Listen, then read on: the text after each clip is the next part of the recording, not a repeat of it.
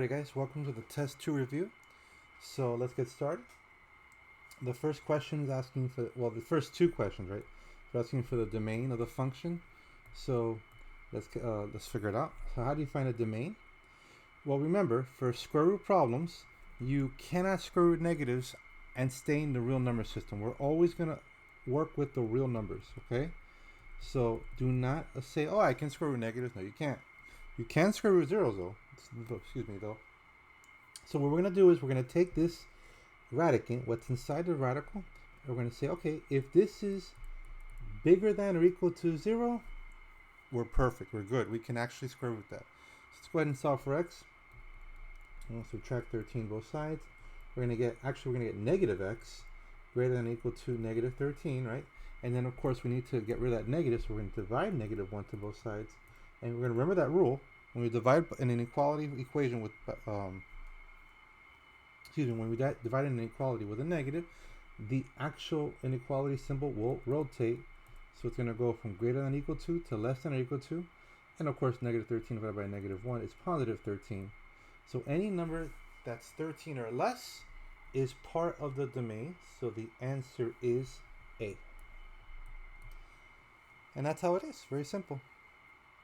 You can also do it through inspection. So for example, if I say 13 minus 20, 13 minus 20 is negative and it has to be positive.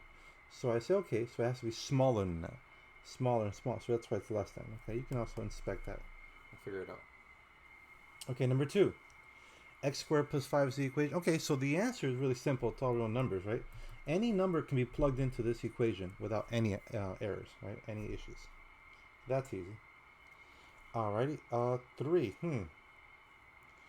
This is not good. It doesn't have a number. So I'm going to assume, you know what, I'm going to go to the solution because I don't even see the number it's asking me to plug in and see what the answer says it is. It's number 3, I believe. Yeah, it's A. And it didn't even have an answer for A. Great. So I'm going to just explain how to do it and put the answer. So I'm going to pretend it's 2. It doesn't matter. It really doesn't make a difference. And so what do we do when we see this? Well, what this is asking us to do is to take 2, plug it into the F, plug it into the G, and add those 2 answers. That's what it's asking you to do. So pretend, just for the sake of argument, that it was 2. So we're going to do f of 2 first. F of 2 is simply plugging 2 to the x where f is, right? So 2 minus 7, which is negative 5. Then we find g of 2. So I'll put it underneath it. G of 2 is equal to, you know what, let me just, wait, put it here. F of 2 is 2 minus 7, or negative 5.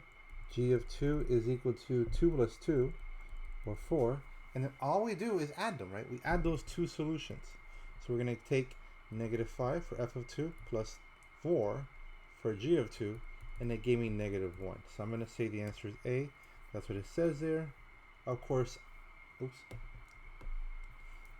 I am totally making this up. So if you,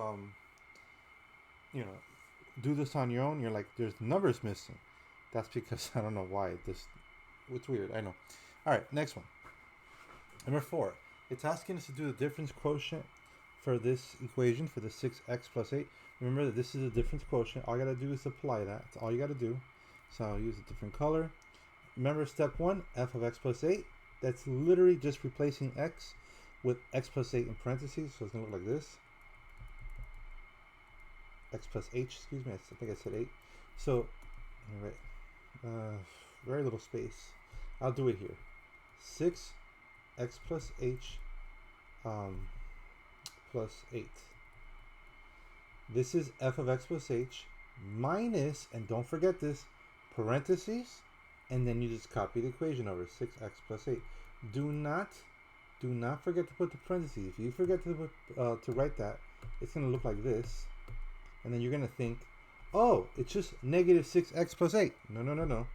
It's minus 6x plus 8. It's minus f of x all over h. We're going to go ahead and distribute this, right? We're going to distribute the negative. It's going to end up becoming 6x plus 6h plus 8 minus 6x minus 8 all over h. And if you did it right, you're going to notice all the terms in the numerator without an h will cancel. Let's see. 6x cancels negative 6x. Positive 8, negative 8 cancel. All we have left over is 6h over h, which then the h cancel, and we get our answer is 6. That's the, okay, D is the answer. That's it. Really simple. All right. Number 5. It says use the graph of f given below to find f of 10. So remember how to find f of 10, how to plug in a point into a graph. You go to where 10 is on the x-axis, and then you go up or down depending on wherever the graph is until you reach the graph. And then the y value is what we're looking for, right? We're looking for the y value. So we already know the x is 10. That's what we're looking for. What's the y value? So 25, let's see. This must be going up in 5s. 5, 10, 15, 20, 20. Yeah. So it's going up in 5s. So 10 is this x value. So we're going to go all the way down until we reach the graph. If the graph was up here, then we would go up. Okay. Depends on where the graph is located. We go all the way down. Boom. There it is. So then what's the y value? It's going to be negative 20. Right. This y value, that point has a y value of negative 20. The answer is D. That's how you do it. Okay. Really simple. Number 6, it's asking us when the graph is greater than 0. Greater than 0 means when it's above the x-axis. So it's greater than 0 for this section. All this is above the x-axis. And this section, right? Those are the two areas where it's above the x-axis. Well, then you have to identify the intervals. So the interval is from here to here, this interval, and from here to here. So there's two intervals. I'm going to erase the top part, because it's really the x intervals that we are looking for. Now negative 50, excuse me. Do I include negative 50? Because it says only greater than 0. And the answer is yes, I do include negative 50 because it's greater than 0 at that point. But do I include negative 30? The answer is no, because at negative 30 it's equal to 0. So it's a parentheses. So it's from negative 50 to negative 30. It's going to be that section. And then for these 2 points here, we're not going to include it because they're equal to 0. But it's the section in between. Remember, when is the graph above or greater than 0? Above. So the answer would be A. All right, negative 50 to 30 and 35 to 50. Okay, that's up here. A. Number 7. How often does the line y equals 10 intersect the graph? So let's see. 10, I guess this goes in 10s, right? 10, 20, 30, 40, 50. So it's going to be this line here. So this is the y equals 10 line. A lot of people think this is, and that's incorrect. That's x equals 10. This is 10 for the y, right? We just extend it. That's all we're doing. Extending the line. It touches the graph 3 different times. So the answer is 3 times. C. Very simple. Okay, number 8. Determine algebraically whether this function is even, odd, or neither. So remember what I tell you to do? What I told you to do if you remember from the lesson? Go ahead and copy the equation over without changing anything. Just leave it alone. Okay? And we'll call that even.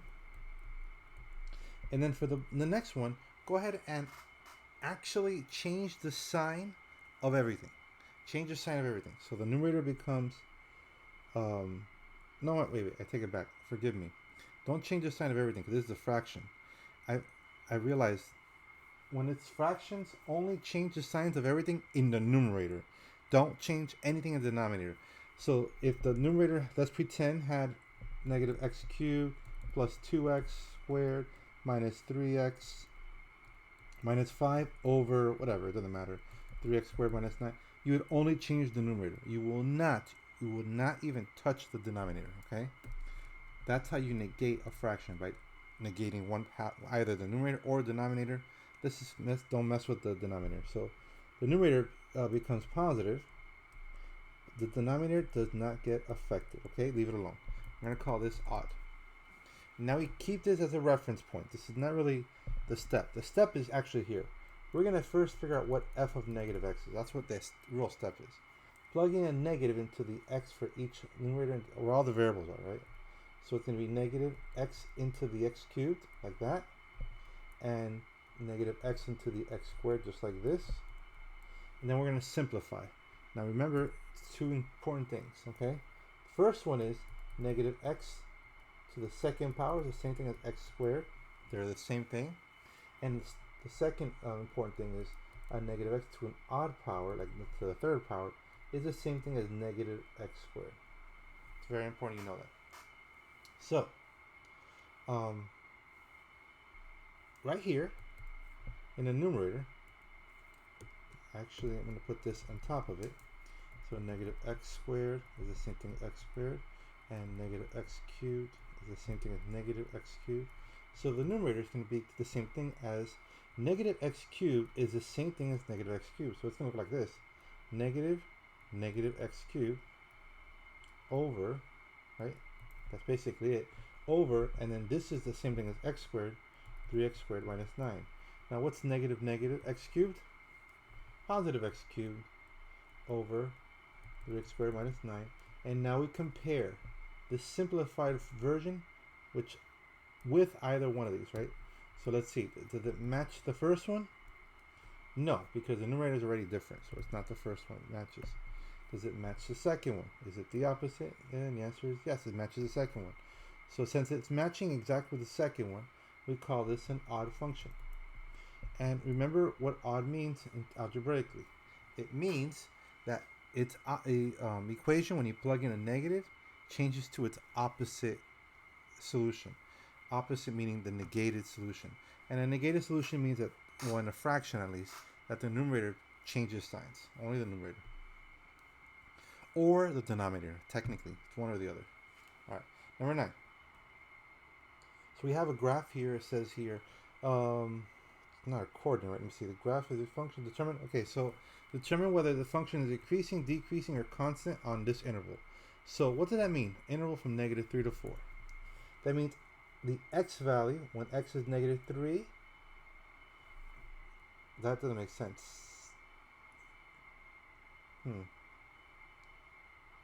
It's written, it must be written.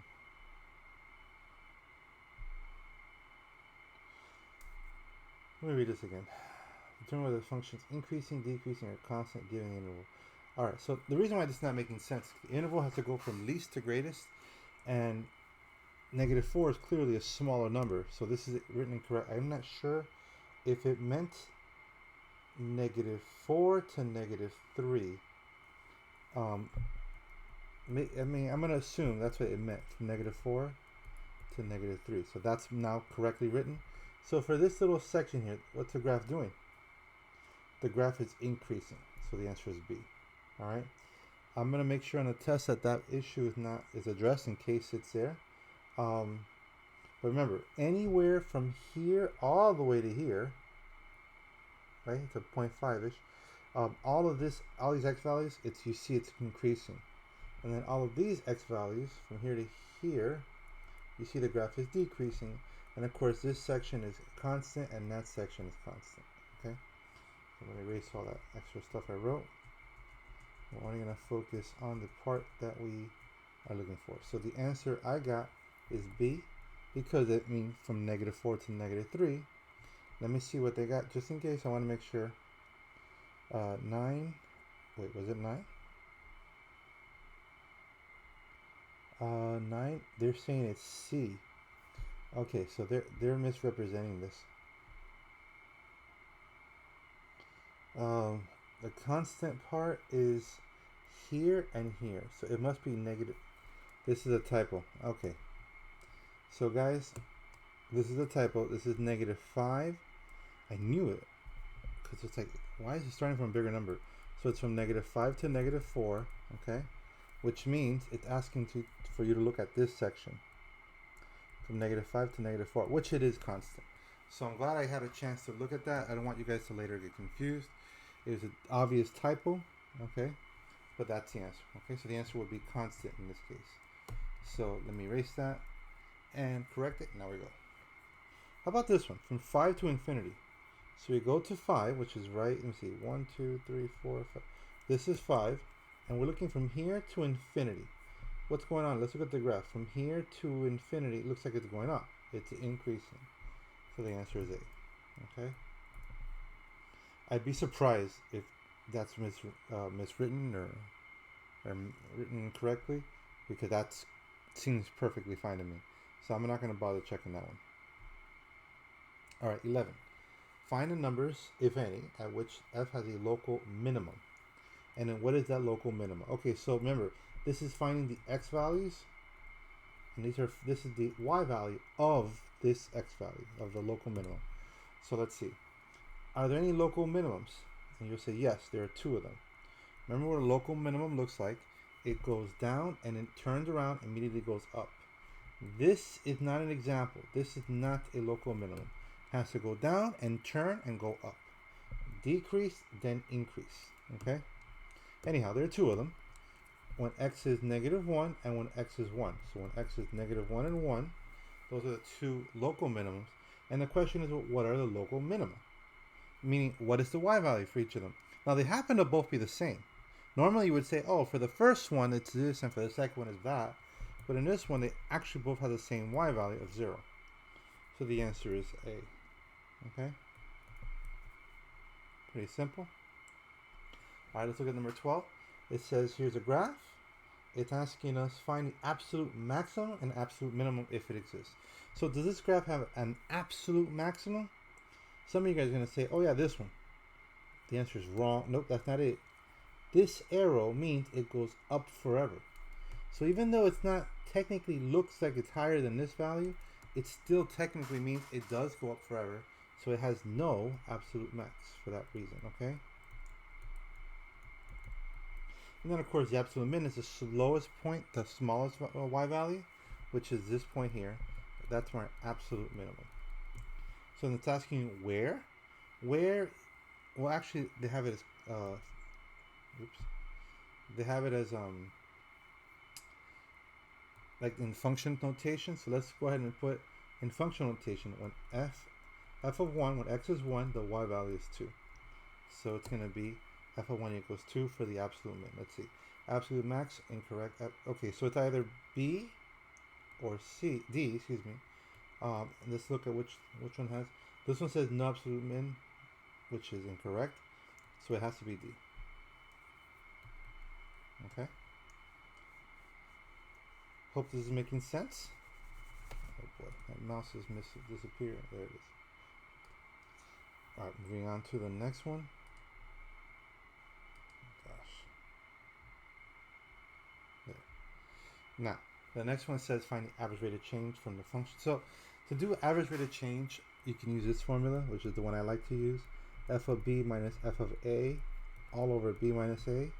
Or you can think of it as a slope. I'm going to use this formula, where A is 2 and B is 8. So we're basically going to find F of 8 minus F of 2 over 8 minus 2. Now, what is F of 8? You could do this. You can say F of 8 equals, and then plug it in, 8 squared plus 5 times 8, which is 64 plus 40, which is 104, right? And then F of 2 is 2 squared plus 5 times 2. 2 squared is 4 plus 10 is 14. So now we're basically going to get it. F of 8 is 104 minus F of 2, which is 14, all over 8 minus 2, which is, what is that? 90 over 6. So that's the answer. Which of these are correct? Let's see.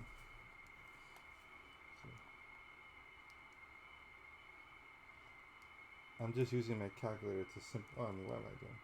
It says 15. I should have known that, right? All right. Hey. That's how you do it. And that's all there is to 13. Let me see 14. Calculator down. It says find the domain of the function. This is a piecewise equation, or a piecewise function, because it has 3 pieces. For the first piece, it starts at -7, including -7, up to -3. Then it continues at -3 up to 7. Then continues from 7 up to 31. So what's the full domain? What are all the numbers you can use? Any number between -7 all the way up to +31. So basically what you're looking for when you're talking about piecewise, looking for the smallest number to the biggest number. Those are all the numbers you can use. Okay, so from -7, including -7 because it's equal to, right? All the way up to and including 31. And that's it. So the answer would be A. And if you wanted to write this as an interval notation, I know the answers are not in interval notation, but that's what it looked like, okay? So that's how you do it. All right, 15. It says locate the intercepts. So there are both x and y intercepts. So let's do the easy one first. The y-intercept. The y-intercept means x is 0. In other words, find f of 0. That's basically what it's looking for. So that's what the y-intercept is. So when we plug in 0, which equation do I use? Do I use the first one, the one on the top, or the one on the bottom? Well, which of these two domains does 0 exist or lie in? 0 lies into this one because it's less than 1. So we use the first equation. So we're going to plug in negative 2 times 0 plus 3, which is 3, right? Because 2 times 0 cancels. So one of the intercepts is the 0, 3, the y-intercept. Now, what about the x-intercepts? I'll do them here. For the x-intercepts, you got to actually do the following. I like to do this for myself. I put the domain on top and I box it. Then I put underneath it the equation. Then I make it equal to 0. And I do the same thing for the other one. I put the domain on top, then I box it so I can have it as a reminder. Then I put the equation in the bottom, make it equal to 0. And I just solve for x for both. So I'm going to solve for x for this one. I'm going to tell you quickly, it's going to be negative 3 divided by negative 2 or positive 3 halves. And this one's going to be positive 2 over 3. And then we ask ourselves, for the first one, does the number 1.5 or 3 halves exist in that domain? Is 1.5, in other words, less than 1? If the answer is yes, then you include this as an intercept that the graph has. If the answer is no, then you cannot include it, like it is in this case. So in this particular case, I can't include it because it's not in the domain. How about the second one? Does the answer 2 over 3 exist as a number greater than or equal to 1? And I hope you guys said nope, 2 over 3 is less than 1. It's not greater than or equal to. So that x-intercept is also not on the function. So the only one that actually works is the y-intercept. So the answer is actually B. Okay? Really simple. All right. Look at the next one. Find a function that is graphed after the following transformations are applied. So it's shifted down 3, reflected about the y-axis. This is a horizontal reflection, right? It's important for later. And finally, shifted left 6 units. All right. Believe it or not, the reflection is the last thing you want to do. Don't think of the reflection here. We're first going to write the equation. This is the original. We're going to first write the equation with the x, with the left, right, up, or down. So it goes down 3 and left 6. So this is how it's going to look like. You guys ready? Down 3. Well, let me just do left 6. Left 6 means x plus 6, right? That's what it means. It's going to go left 6 and then it's going to go down 3. Boom. That's the first thing. Now, the question is, how do I get this graph to reflect about the y-axis or reflect horizontally? Well, if you remember from the lesson, you do that by putting a negative inside with the x. The problem is that x is having it's adding a 6. Okay? So you have to multiply the negative to the entire thing like this. Oops. Just like that. Now, of course, what does that mean? That means that when I distribute the negative, it's going to eventually turn into negative x minus 6 minus 3. And that's the answer. Okay? Well, let me see which one is that one. That one is B. Now, I know it's confusing because a lot of people will instinctively think the answer is A, but A is not correct because the negative x here, when you're solving for the left to right motion, that negative will affect the left to right motion. Okay? Remember this. What goes in the value of x is the location of the, think of it as the vertex, right? So what would I plug in here to make this 0? The 0 of this inside is the location. To make this a 0, you have to plug in positive 6, right? A positive 6 will go in here, so that way negative 6 plus 6 will turn into 0. Is positive 6 shifted left 6 units? No. So it can't be A. Okay? That's why the way you reflect it is you put a negative to the whole entire thing. Just like that. And then, of course, you distribute the negative. So the answer is B. Alrighty? Alright, number 17 is asking us for the vertex and the axis of symmetry of the graph. Okay. So, a lot of ways to do this one, but I think the easiest one is the simple formula that looks like this. To find the axis of symmetry, the first thing I'm going to do, right, is I'm going to use this formula, negative b over 2a. I'm going to plug in a and b into that equation, and that's going to be my axis of symmetry. So what's my a and b? My a is 1, my b is 6.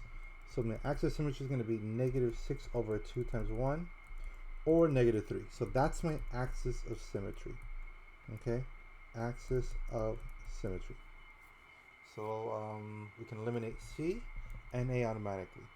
Now, how do you find the vertex?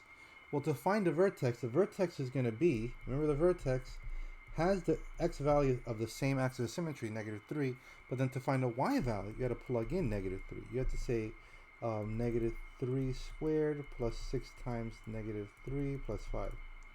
What is that? This is 9 minus 18, which is negative 9, plus 5 is negative 4, right? So the answer is negative 4. So it's going to be B. Okay? And so basically that's what you do. I'll put y equals f of negative b over 2a. Okay? The next question, 18, it's asking for the domain and range. So domain, it's quite simple. For any polynomial, domain is always all real numbers. Okay, so that's an easy one. We're gonna get rid of b automatically and d because it's all real numbers. The question is the range. So we have to know. It's not as bad as it seems. I know some people get confused, but we have to know where the graph starts and what direction. Okay, so let me start with the direction. We know it's a negative x squared, so it's going down, right? So another range is going to be something like this, so less than or equal to a number. The question is, where does it start? What's the highest y value?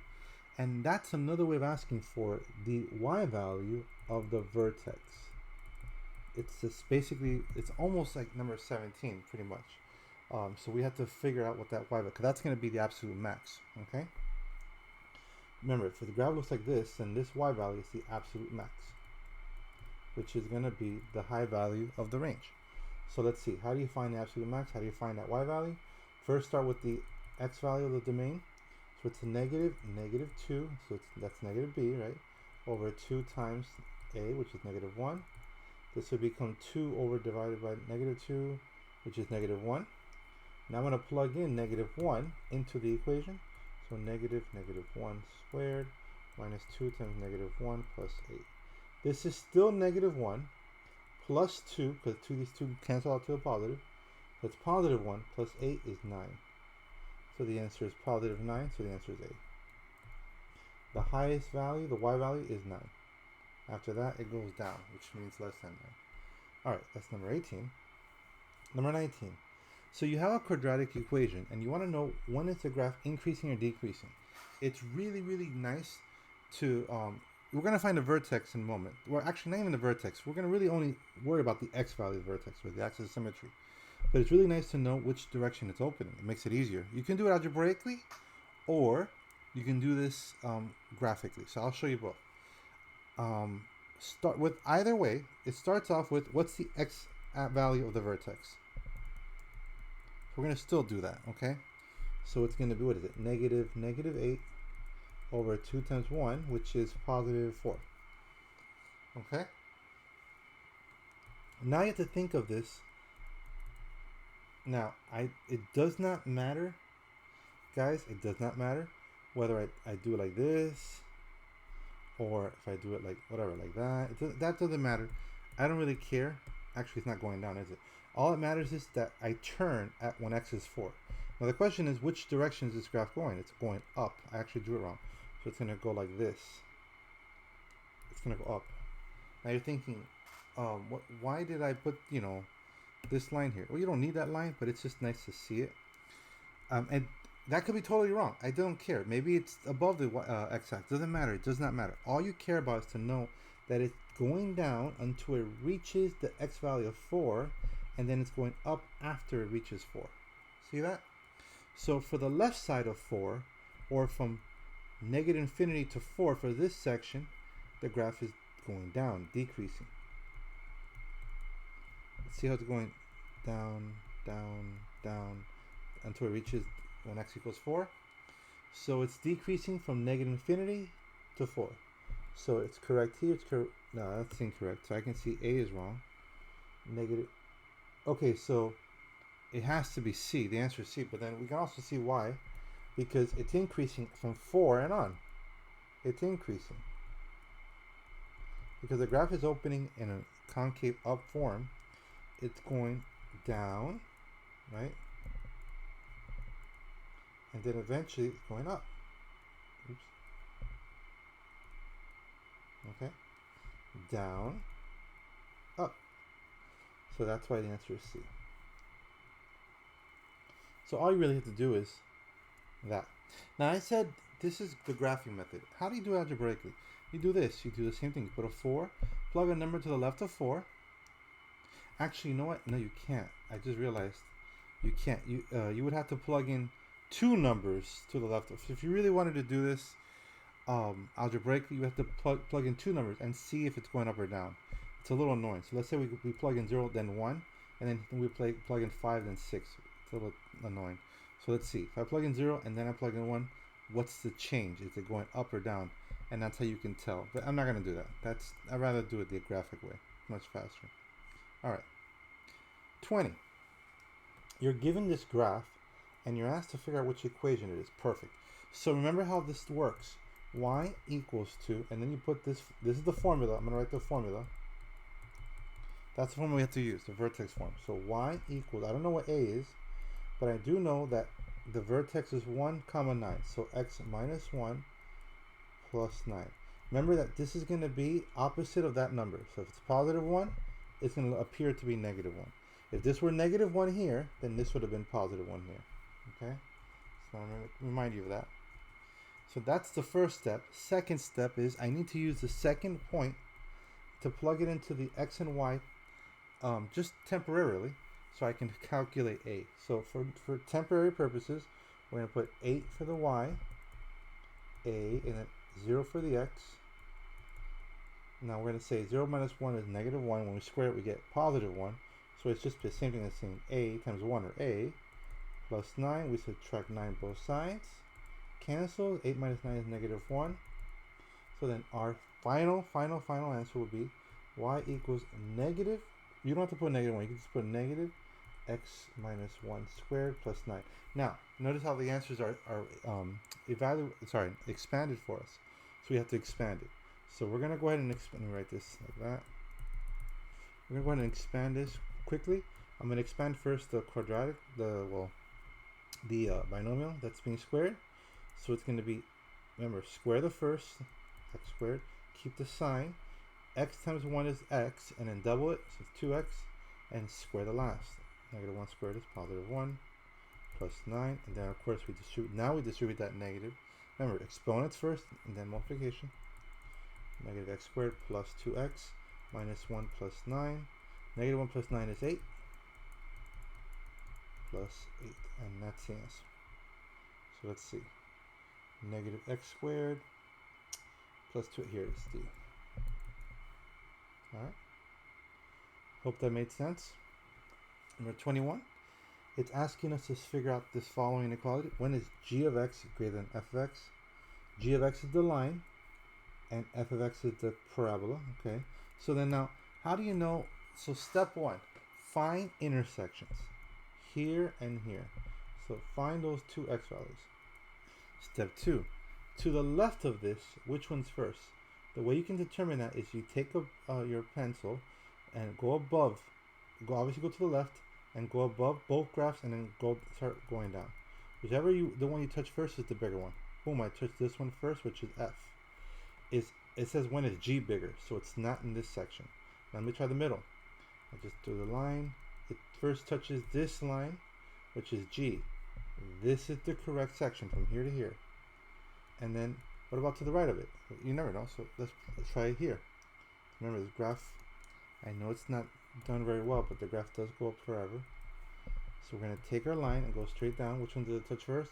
Boom, it touches the F first, which we don't want. We want G to be bigger, so we want to make sure it intersects with the G first. So it's between these two intercepts, from this value of x to that value of x. So from -1 all the way, actually it goes to 2, it goes further. It's hard to tell, but it goes to 2. And it says it there. So from -1 to 2. So -1 to 2. And I include it because it says equal to, right? It says equal to. So the answer is A. I'm looking at the interval form of it.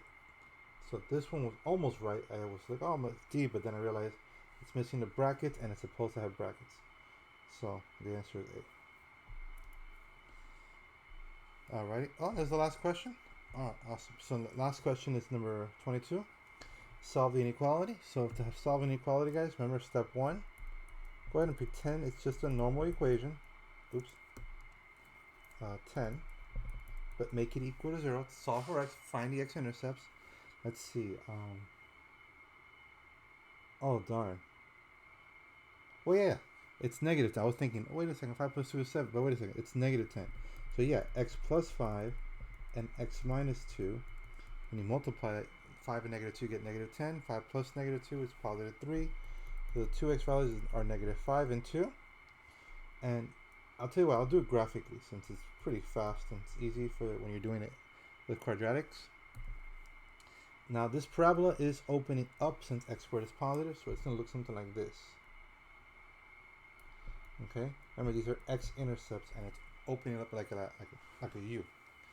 So then the question is, when is it greater than 0 or above the x-axis? Well, for this section and that section, it's above the x-axis. So from -infinity to -5, but it's not including 0, so parentheses, and then from 2 to infinity.